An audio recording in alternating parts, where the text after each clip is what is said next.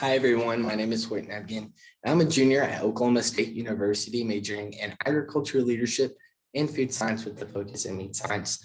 And today I'm here with the Rural Renewal Initiative, being able to present to you my project this summer called Developing Rural Entrepreneurs and Leaders for a Changing World. So just kind of going ahead and getting started. Really the main need and the whole purpose of the study is to answer our question is the lack of rural business and work opportunities that relate directly to the participants' interests, what drive them away from coming back to their hometown post-college. And kind of the driving importance of that question is that when youth move to larger and more urban areas after high school, a severe strain is put on a rural community's resiliency and vitality. And those are mostly geared to the questions of what are the students' perceptions of entrepreneurship and what entrepreneurship skills do the youth have already at this point as they are transitioning from grade to grade in high school. And so to answer those questions, we were able to develop a project. So I was able to implement a curriculum known as Junior Achievement, the Entrepreneurial. I was able to do this in 2 different counties, focusing on 2 different high schools, Frederick High School and Hollis High School. We had 7 students total participate in the programs. It was only 1 day per week for 7 weeks total. And it was only 45-minute sessions, so it was relatively short. Some of the ways that we were able to kind of measure the impacts of that program were from the pre-test and post-test that actually came from the Junior Achievement, the Entrepreneurship curriculum. And then our perception survey was developed by Dr. Robinson and Ms. Emmanuel. And that was used to determine how participating in the program really affected the youth's perception of the importance and competence of learning important entrepreneurship skills and qualities. So that pre-test and the post-test that came from the Junior Achievement curriculum.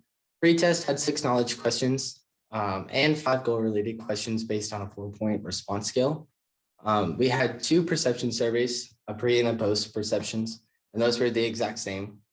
They were 33 entrepreneurship abilities questions that were also based on a 5-point response scale. And then the post-test, we took those same 6 knowledge questions and the 5 goal-related questions and added an additional 25 post-participation questions on a 4-point response scale as well.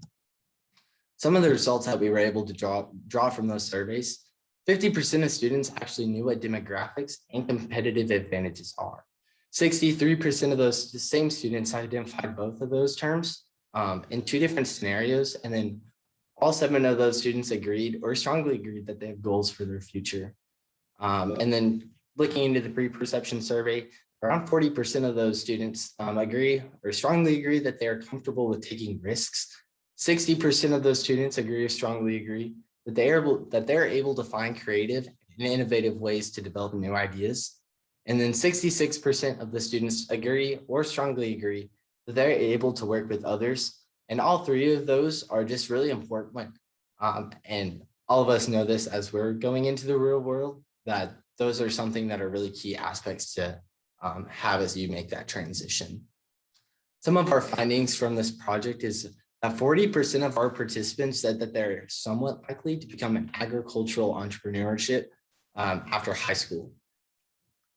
Now, also 40% of those participants also said that they're not likely to become an agricultural entrepreneur after high school.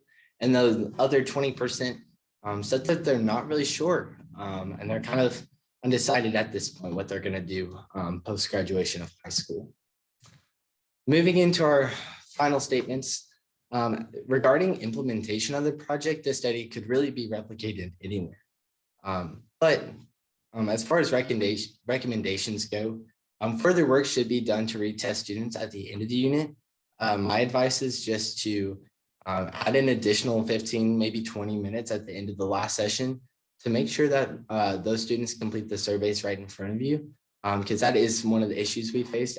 As we left Southwest Oklahoma, we just had the QR codes sent out to the students and they never completed them. So that's just a recommendation if anyone wants to continue the study. And from what I found, the study would be a lot more effective in a classroom setting, mainly because you don't have to try to compensate for students' summer plans. And so that was also kind of an issue that we faced, is a little bit of inconsistent attendance. And then just our final conclusion from the studies that we found that the competence of the students' perceptions of entrepreneurship and business rank higher than how they perceive the importance of those factors going into life post-graduation rank. So thank you, and I am excited to answer any questions that you might have. Thank you.